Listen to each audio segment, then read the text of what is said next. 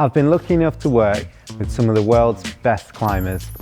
In this video, we're going to cover 3 of the habits that all of them do.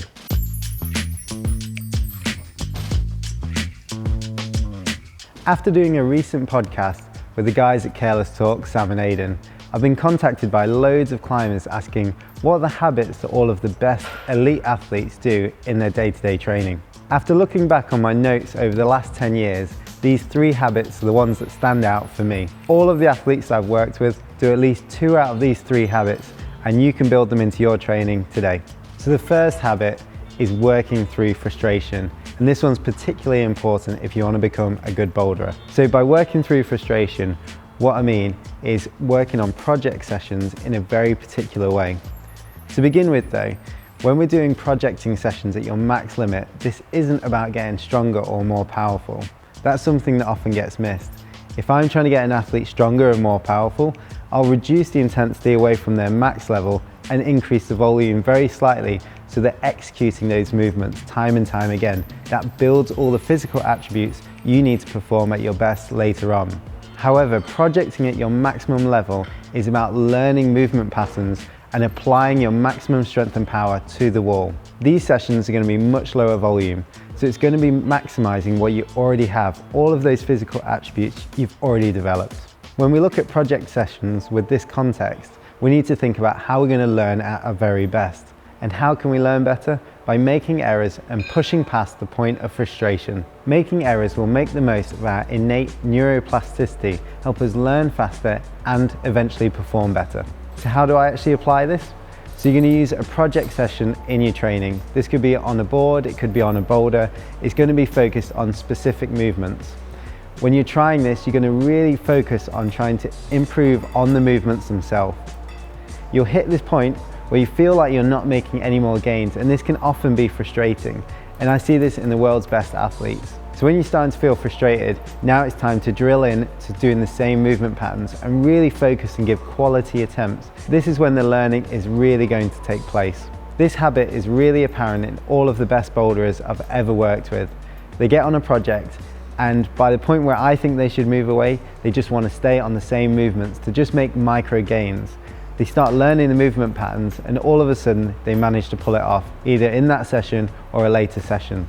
This is where you'll see massive learning effects in how to apply your strength and power that you've developed in other training. As a bit of a guideline on how long to stick on a problem for, I always think when you reach the point of frustration, which will be shorter or longer depending on how experienced you are, stay on it for another 10 to 20 minutes. It doesn't mean loads of attempts, you need to rest in between, but it means it gives you a lot more time to learn how to move better. So I'd probably advise you to do this maybe once or twice a week at least, but you don't want to do it more than once in a session.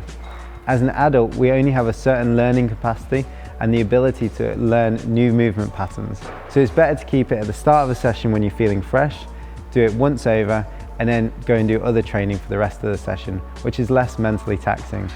If you're a younger athlete in your teenage years, you can repeat this throughout a longer session and do it more than once. Now, the last caveat I'm going to say to this, if you're on something that's really fingery or feels a little bit tweaky for your body, so you feel like you could get injured, that is the time to walk away. So don't push past the point of frustration and into injury. So the second habit is making arbitrary rules up in your training.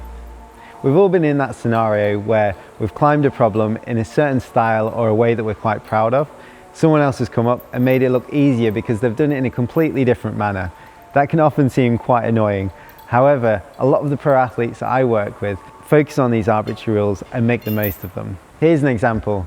I can climb this 7A on the board. I can do it in a certain style and it doesn't feel too difficult for me. However, I'm trying to increase my body tension. So I'm going to do the same climb again, but I'm going to refuse to cut loose at any point. This makes it a much more challenging training exercise for me personally. Now, someone else might come over and look and think, Ollie, why can't you do that 7A? I'm pretty sure you're strong enough to do that. However, I'm not bothered about just trying to do the climb. I'm trying to focus on my rules because I'm trying to improve in the way that I need to improve. Many of the top athletes I've worked with always develop these arbitrary rules, whether it's on their fingerboard, whether it's on the board at home, whether it's at the bouldering wall. And that's trying to make the most of their natural attributes and their strengths and weaknesses. So if you need to work on a weakness, They're making up arbitrary rules which constrains your movement patterns, which means you have to develop that. Is a great way of getting better. To further maximize your strengths, you can also use the same arbitrary rules. If I want to become more powerful and something that I'm already good at, then I'm going to constrain all of my movement patterns around that powerful style of climbing to develop it even further. They're my rules. It doesn't work for everyone, but it's how I'm going to get better as a climber, and that's how the pros do it. So here's some examples from some of the highest performing athletes I've worked with personally. So one is isolating on holds and moving slowly into different positions on steep terrain. But two is focusing on certain grip types for every hold, even if the hold's not appropriate for that grip type. Number three is working in a really strict position when you're fingerboarding. This means not allowing your arm to bend, shoulders to move in any other way than the way that you've set yourself as an arbitrary rule. And number four is only ticking climbs in training if you're able to repeat them 3 times. This means you have to be consistent at that level in order to tick it off in your training workout. Habit number 3 is identifying your measuring stick exercise. All of the top athletes I know have an exercise which lets them understand whether they're feeling great, normal, or not in the best shape. A measuring stick exercise can represent a movement pattern or strength that you value in your climbing. And it's just a small metric to understand if you're feeling good on that particular day or in that particular moment in your training. So a good example of this is whether you feel good on a certain grip on a fingerboard. It could be doing bodyweight pull-ups, or it could be doing a problem on a board that you know really well. Throughout a training program, your performance is going to go up and down depending on the level of fatigue you're currently feeling and what other attributes you're working at the time. For instance, if I'm working on endurance a lot at the moment, then my finger strength might slowly start to dip off. However, if I have a measuring stick exercise which monitors my finger strength, I'll be able to see how much it's dipping off and whether I need to focus a little bit more towards that so that I can keep that in check whilst I'm focusing on endurance. After this exercise also means that you can check in with it at the end of a warm-up and adjust your training for that day accordingly. So if I'm starting to warm up and I'm not quite feeling up to scratch, I could go and do a bodyweight hang on a fingerboard, see how that feels compared to normal, and then I can adjust my training accordingly depending on how that felt. So here's a personal example of an exercise I use in my day-to-day training as a benchmark and a measuring stick.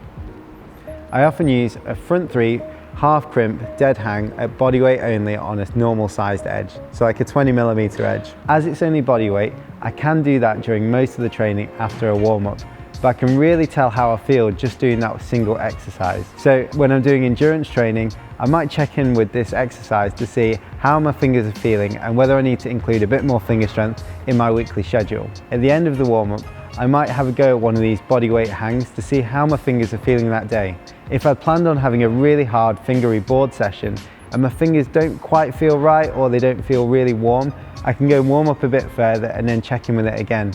Again, if they feel a little bit creaky or it just doesn't feel right to me, I'm not performing well at this exercise today, I might change my training and do something else. Now, all of the pros seem to have one of these exercises they'll check in with, and it can be quite easy to become attached to them, but there is a lot of power with understanding how your body feels on something that's really repeatable. So identify a movement or an exercise that you value in your climbing that represents something that's good about your climbing, try it out and start building some knowledge on how that feels to do the exercise and see how it feels throughout a training year. So there's 3 habits from some of the world's best climbers that I've personally worked with. See if you can adopt at least 2 of them over the next month and see if it helps your climbing. I hope you've enjoyed the video and see you soon.